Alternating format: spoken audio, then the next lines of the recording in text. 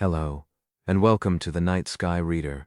I'm here with a story to help you relax, meditate, or gently drift to sleep.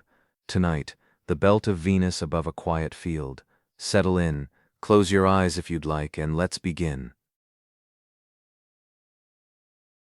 The most beautiful part of the evening sky tonight is not where the sun has just gone down. It is behind you, in the place daylight has abandoned, in the broad eastern air above a quiet field where almost nothing is happening yet. You stop at the fence instead of walking farther. The rail is pale in the last usable light, smooth in some places, rough in others where old grain rises under your palm. It still holds a little warmth from the day. Not much, enough to notice. Behind and off to one side, the west is still doing what habit expects of it. A late wash of gold and peach close to the horizon, and a few thin streaks that keep color longer than the open gaps between them. But you are here for the stranger part of twilight, for the thing that arrives after sunset in the opposite sky, so you turn east and stay turned. The field opens gently away from you, a long level spread of grass with no trees close enough to interrupt the horizon. A few fence posts continue into dimmer distance, each one already darker than the rail. The ground still gives back some of the day's stored heat. You feel it rising low through the grass near your ankles while the air touching your face has already changed. It is cooler there. The handoff has begun. For a minute or two, staying still takes more effort than walking would. Part of you wants to check the west again. Part of you wants to move farther out, as if a better patch of ground might make the evening more legible. But the whole point is this fixed place, this one calm field, this one ordinary edge where small changes will have to be enough. So you leave your hand on the rail and let the field keep time. At first it keeps time through touch before sight. The rail cools under your palm so gradually that you only know it by remembering what it felt like a few breaths ago. The air along your wrists and the backs of your hands grows cleaner and thinner. The warmth lifting from the grass is still there, but it no longer rises to meet the cooling air halfway. It stays low, close to the ground, where the stems hold it. A dry smell comes from the field, sun-warmed seed heads and late grass and the dusty sweetness of cut stalks. Under that, a darker note, faint soil, a little evening damp beginning to gather where the light has thinned. Nothing strong, the kind of scent you only find by staying in one place long enough for your attention to stop spending itself elsewhere. Bird sound changes before bird numbers do. A few swallows still move low and quick over the field, less a flock now than separate intentions crossing and recrossing the same lane of air. Their calls are shorter, scattered, almost private. Somewhere farther off, a blackbird gives a last practical phrase from a hedge you cannot see from here. Then the pauses between sounds lengthen. The pauses become part of the soundscape too. Beyond the field, a distant road carries just enough traffic to soften into background. A car passes as a hushed rearrangement of air, flattened by distance into something barely mechanical. Once, very far off, some piece of farm equipment gives a metallic knock and then stops. The world is not silent. It has simply stopped asking to be sorted. The eastern sky still looks almost plain, and this is worth staying with. Above the horizon, an even cool light hangs, paler near the ground and deeper overhead. If you came out wanting instant color, wanting a clear event to begin on cue, you might think you were early or mistaken. Twilight often starts this way. It asks for patience before it offers proof. You keep looking. A fence post darkens by degrees. The field loses detail in strips. The line where grass meets sky becomes cleaner as the grass itself becomes less individual and more continuous. Your hand adjusts on the rail. The wood no longer offers anything back. It simply meets your skin at the temperature of the air. Then, low in the east, there is a dimming that is not a cloud. At first you only suspect it because the horizon no longer seems evenly lit. A broad band, blue-gray and very soft at its upper edge, begins to separate itself from the paler sky above. It lies flat along the horizon, and slowly, unmistakably, it rises.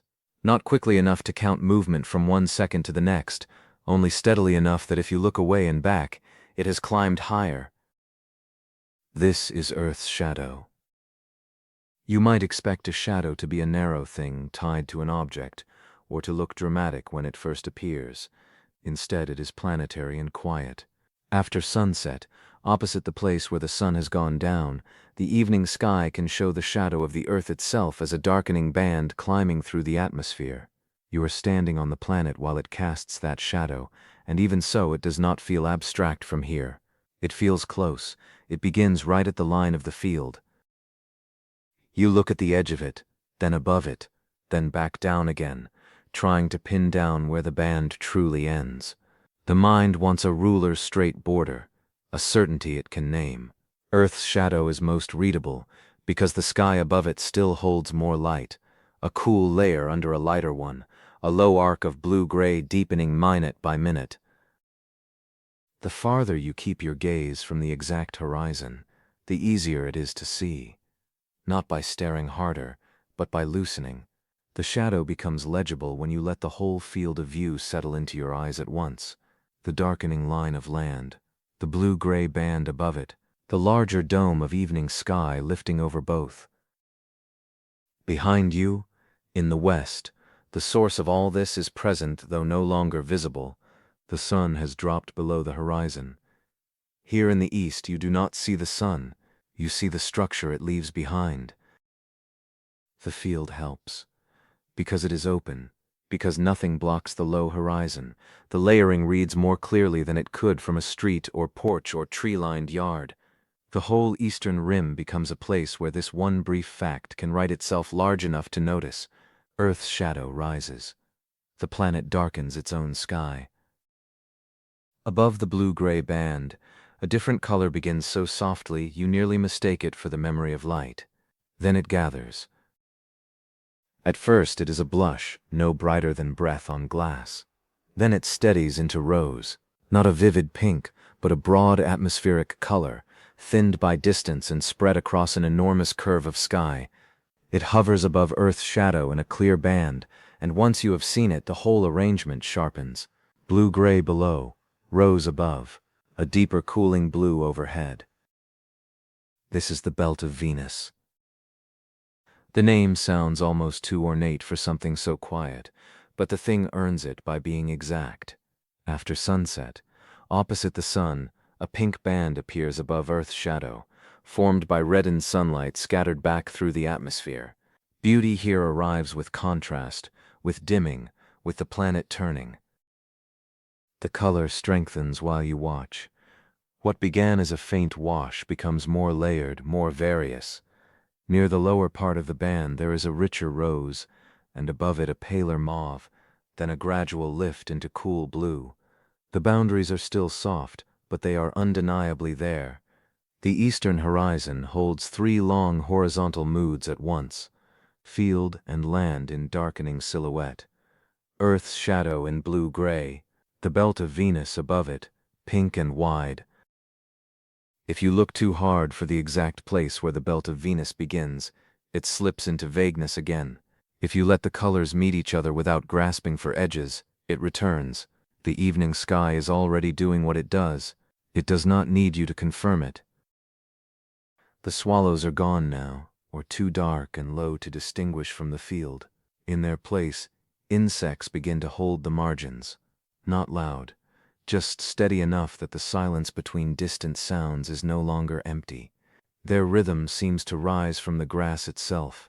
A few small movements near the fence catch what remains of the light and disappear. The rail under your hand has grown almost smooth, not because the wood has changed, but because the attention that once went into measuring color is distributed now among simpler things. Temperature, grain, the slight pressure of your palm, the way your shoulders have dropped without being told to. The grass at your feet has stopped giving warmth strongly. The cool air has taken over, though the ground lingers a little behind the sky. The belt of Venus deepens once more before it begins to thin. This is the richest moment, though it arrives without announcement. The rose band is broadest now, or seems so. Earth's shadow below it is darker, more definite, a low blue arc that has risen farther from the horizon than before. The contrast between them is gentle but clear enough to feel like structure, as if the atmosphere has briefly agreed to show its layers. Higher up, where the blue overhead has deepened toward evening, one first star steadies itself. Its appearance is enough to mark the hour. The field below grows simpler by the minute. Individual blades are gone. Even the fence posts are mostly shaped now, each one a vertical interruption less distinct than the one before it. This would be the easy place to start grasping, to tell yourself to remember this exact hue, this exact height of shadow, this precise arrangement of rose and blue, to save the moment by tightening around it. The mind, trained in lists and proofs and captured images, leans toward holding. But Twilight is not helped by that. The colors go on changing whether you approve of the rate or not. Even now, at its most beautiful, the belt of Venus is already fading at the edges. The rose loosens into lavender where it meets the blue above. The upper air deepens and takes some of the softness into itself. Earth's shadow keeps climbing but becomes less like an object and more like the general fact of night arriving. So you stop asking the scene to hold still. That is all.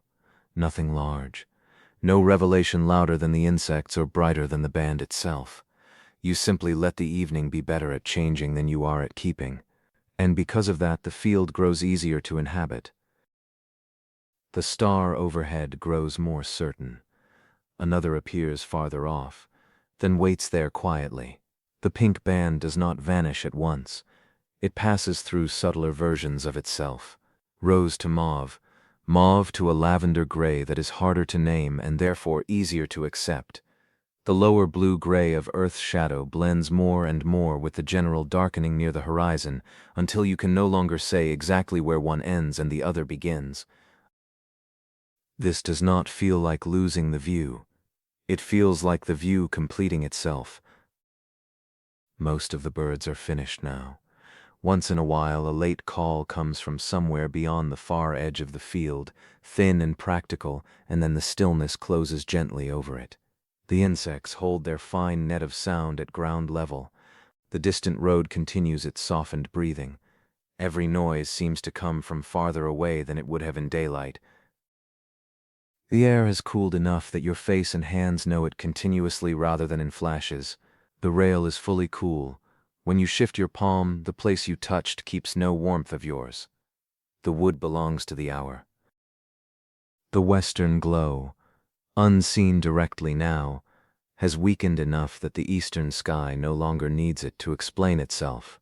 For a while, the belt of Venus was the obvious center, the named event, the thing you had come to witness after sunset. Now the phrase remains, but the band itself has thinned into the larger dimness. Earth's shadow, once so readable, has become part of the whole eastern dark. What was phenomenon becomes background. What was background becomes night. The field accepts this without drama. It narrows into shape and outline. The fence line persists. The horizon remains broad but simpler, less a place of layers than a single low edge holding up the sky. If you look long enough, you can still imagine where the pink had been, where the blue-gray shadow first lifted, but you no longer need the labels to stay with the evening. They did their work. Then they loosened too. More stars settle in, just enough to give depth to the upper dark. Each one seems steadier now that the last color near the horizon has nearly gone.